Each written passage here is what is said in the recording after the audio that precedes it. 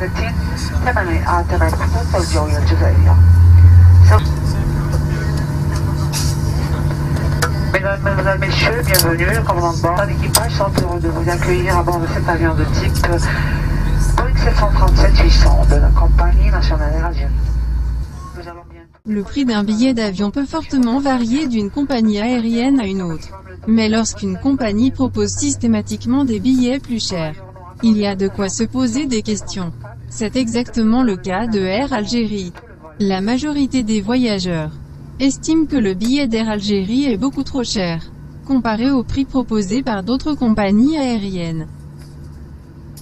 Nous allons faire une petite comparaison avec les deux compagnies aériennes voisines, la Royal Air Maroc et Tunis Air. Le prix moyen du vol aller-retour entre Paris et Rabat, avec la Royal Air Maroc, est d'environ 280 € pour un vol de 2h50, et le prix moyen du vol entre Paris et Tunis aller-retour, avec Tunis Air, est d'environ 220 €, avec une durée moyenne de vol de 2h25, pendant que le prix du vol aller-retour entre Paris et Alger, avec la compagnie Air Algérie, qui est un vol d'une durée plus courte que les deux vols précédents, moins de 2h10, va vous coûter plus cher, 340 € en moyenne. Malgré que la durée du vol est moins longue, le prix de Air Algérie est beaucoup plus cher que les autres compagnies. Alors est-ce qu'Air Algérie n'est pas en train de vous arnaquer? La réponse est oui. Et non en même temps. Oui, parce que son billet d'avion est beaucoup trop cher. Non, parce qu'Air Algérie n'est pas responsable de ce prix exagéré. Et elle n'encaisse qu'une partie de ce billet. Et vous allez être très choqué de découvrir qui encaisse l'autre partie.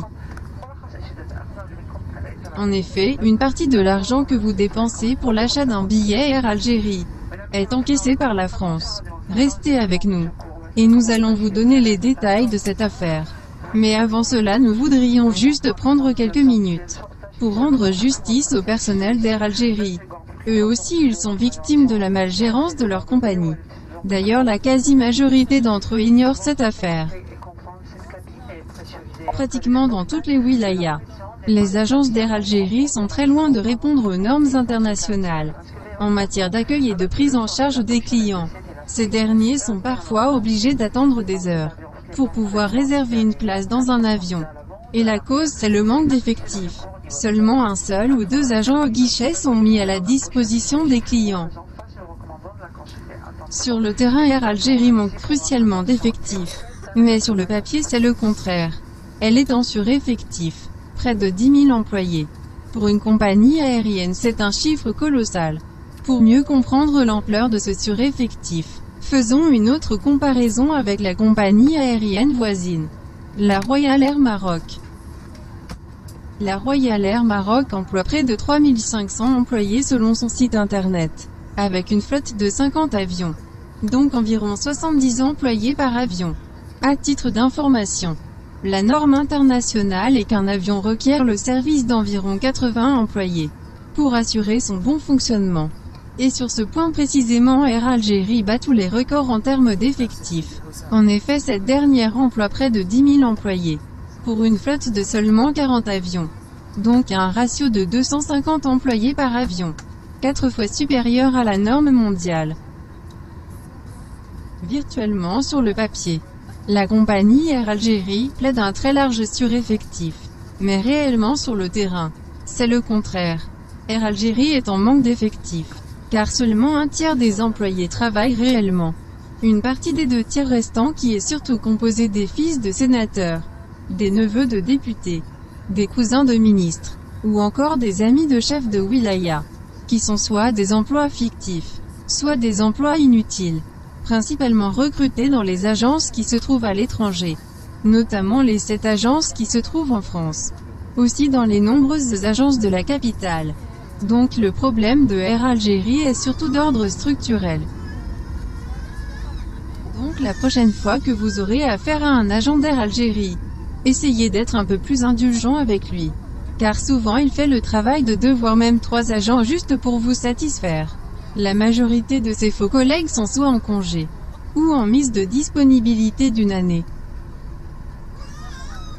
Revenons maintenant au sujet principal de cette vidéo. à savoir le prix exagéré du billet d'avion d'Air Algérie.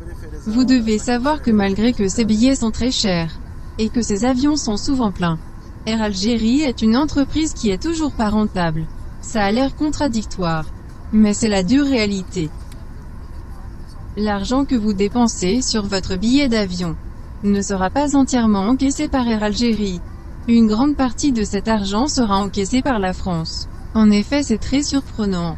Air Algérie n'est pas une société algéro-française. Et pourtant une partie de son billet va dans les caisses françaises. Nous allons vous expliquer en détail le comment et le pourquoi. On commence par le comment. Regardons d'abord comment est calculé le prix du billet d'avion. Le prix du billet d'avion prend en compte plusieurs éléments. Au prix initial s'ajoutent plusieurs taxes et redevances diverses, ainsi que les frais supplémentaires inhérents à la localisation de l'aéroport.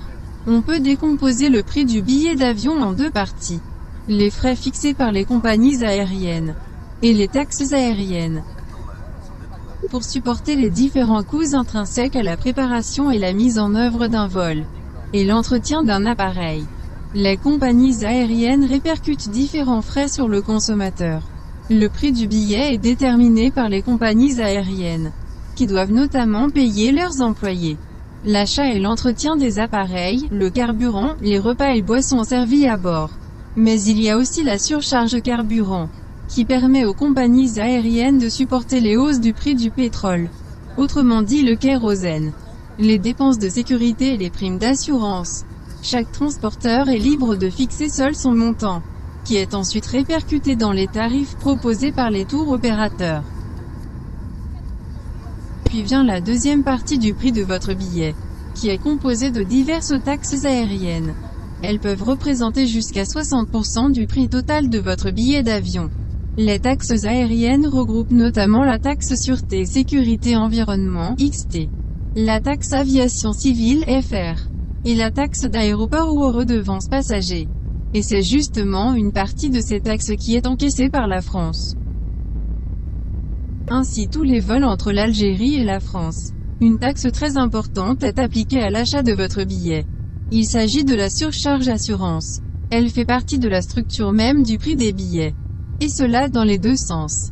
À destination ou en provenance de France. Tous les passagers d'Air Algérie sont obligés de s'acquitter de cette taxe. Elle est estimée à environ 150 € par passager. Un surcoût de 150 €, c'est juste énorme. Maintenant vous savez comment une grande partie de votre billet est encaissée par la France. Nous allons vous expliquer pourquoi. Depuis les attentats du 11 septembre, le durcissement des mesures de sécurité a entraîné une hausse de la taxe de sécurité. Car les aéroports ont été contraints de modifier les mesures de sûreté. Cette taxe est perçue par l'État puis redistribuée aux aéroports. Bien que son montant ne soit pas fixe, il est généralement plafonné à 10 €. Mais lorsqu'il s'agit de destinations à risque, ce montant peut très vite grimper et atteindre 150 € dans certains cas, comme c'est le cas pour Air Algérie. Vous êtes sûrement consterné d'apprendre que l'Algérie est considérée comme une destination à risque. Cela remonte aux années 90, après la décennie noire, et la prise d'otage du vol Air France AF8 1969, vol d'Air France reliant Alger à Paris, par 4 membres du groupe islamique armé, le GIA, qui s'est déroulé le 24 décembre 1994 à l'aéroport d'Alger. Cet événement a entraîné l'arrêt immédiat des vols d'Air France vers l'Algérie, jusqu'en 2003. Et par peur de voir l'Algérie isolée du reste du monde, le gouvernement algérien avait négocié le maintien des couloirs aériens d'Air Algérie à destination de la France, ainsi que le retour d'Air France, en acceptant de payer une surtaxe d'assurance pour chaque passager. Et depuis ce jour une taxe d'environ 150 € est intégrée de manière invisible au prix du billet d'avion émis par Air Algérie. On peut dire que cet accord était légitime vu l'atmosphère de l'époque. Mais aujourd'hui, presque 20 ans après, il est inconcevable de considérer l'Algérie comme destination à risque. Plusieurs organismes spécialisés ont classé l'aéroport d'Alger comme l'un des plus sûrs au monde. Et malgré cela, la surcharge assurance est toujours appliquée. Alors on se demande pourquoi le gouvernement algérien ne fait rien pour annuler cette taxe, ou au moins la réduire.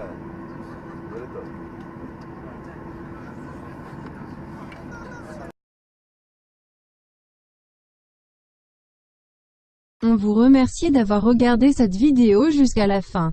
Et n'oubliez pas de nous encourager avec vos likes, simplement en cliquant sur le petit pouce bleu en bas. Et si vous n'êtes pas encore abonné à notre chaîne, alors il vous suffit de cliquer juste ici, sur notre logo.